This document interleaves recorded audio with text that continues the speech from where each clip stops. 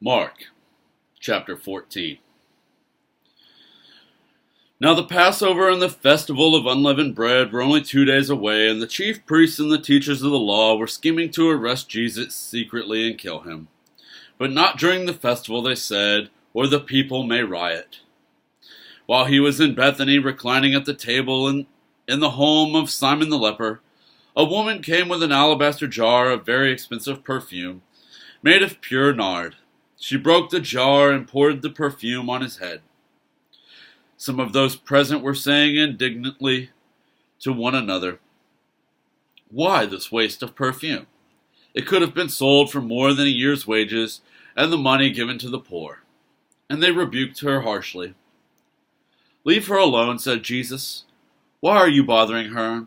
She has done a beautiful thing to me. The poor you will always have with you, and you can help them at any time you want. But you will not always have me. She did what she could. She poured perfume on my body beforehand to prepare for my burial. Truly I tell you, wherever the gospel is preached throughout the world, what she has done will also be told in memory of her." Then Judas Iscariot, one of the 12, went to the chief priests to betray Jesus to them. They were delighted to hear this and promised to give him money. So he watched for an opportunity to hand him over. On the first day of the festival of unleavened bread, when it was customary to sacrifice the Passover lamb, Jesus' disciples asked him, "Where do you want us to go and make preparations for you to eat the Passover?" So he sent 2 of his disciples, telling them, "Go into the city, and a man carrying a jar of water will meet you. Follow him. Say to the owner of the house, 'He enters.'" The teacher asks, "Where is my guest room, where I may eat the Passover with my disciples?" He will show you a large room upstairs, furnished and ready. Make preparations for us there." The disciples left, went into the city, and found things just as Jesus had told them. So they prepared the Passover. When evening came, Jesus arrived with the 12.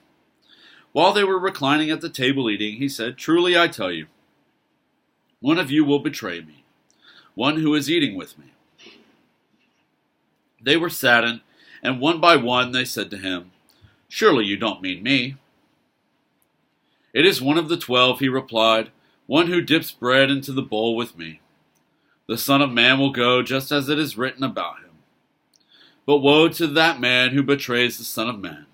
It would be better for him if he had not been born."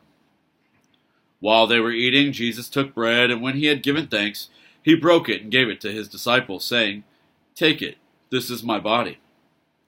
Then he took a cup, and when he had given thanks, he gave it to them, and they all drank from it. "This is my blood of the covenant, which is poured out for many," he said to them. "Truly I tell you, I will not drink again from the fruit of the vine until that day when I drink it new in the kingdom of God."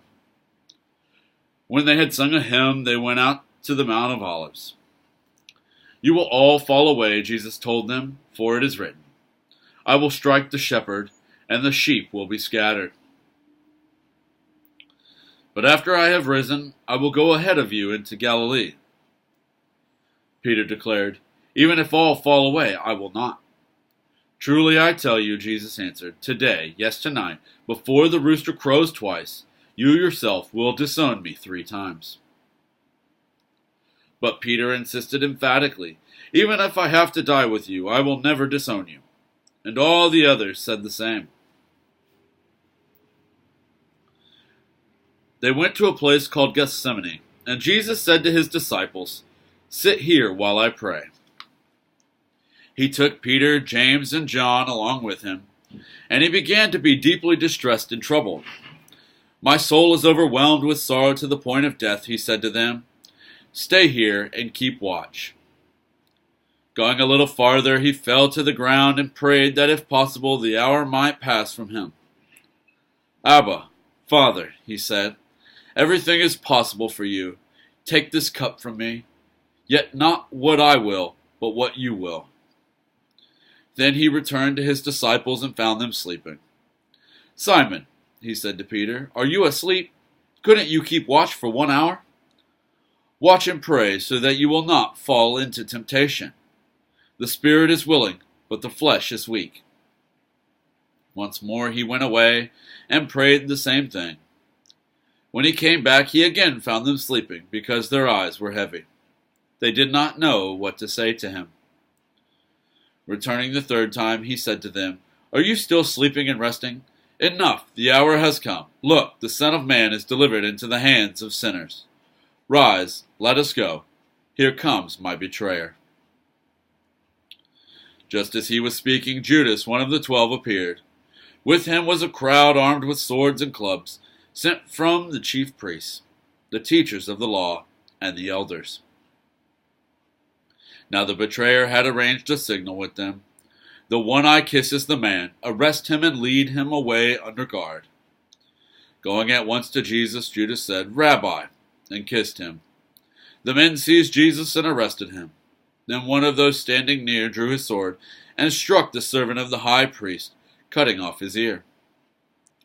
"Am I leading a rebellion?" said Jesus, "that you have come out with swords and clubs to capture me?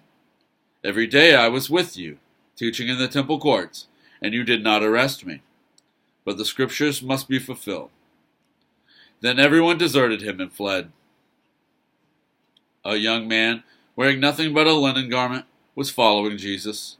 When they seized him, he fled naked, leaving his garment behind. They took Jesus to the high priest, and all the chief priests, the elders, and the teachers of the law came together. Peter followed at a distance, right into the courtyard of the high priest. There he sat with the guards and warmed himself at the fire. The chief priests and the whole Sanhedrin were looking for evidence against Jesus so that they could put him to death. But they did not find any. Many testified falsely against him, but their statements did not agree. Then some stood up and gave this false testimony against him. "We heard him say, 'I will destroy this temple made with human hands, and in 3 days will build another, not made with hands.' Yet even then their testimony did not agree." Then the high priest stood up before them and asked Jesus, "Are you not going to answer? What is this testimony that these men are bringing against you?" But Jesus remained silent and gave no answer.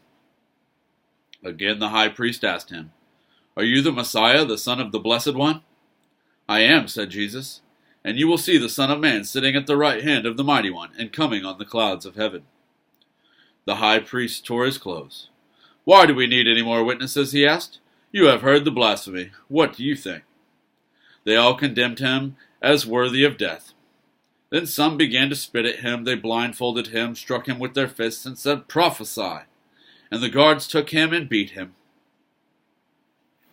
While Peter was below in the courtyard, one of the servant girls of the high priest came by.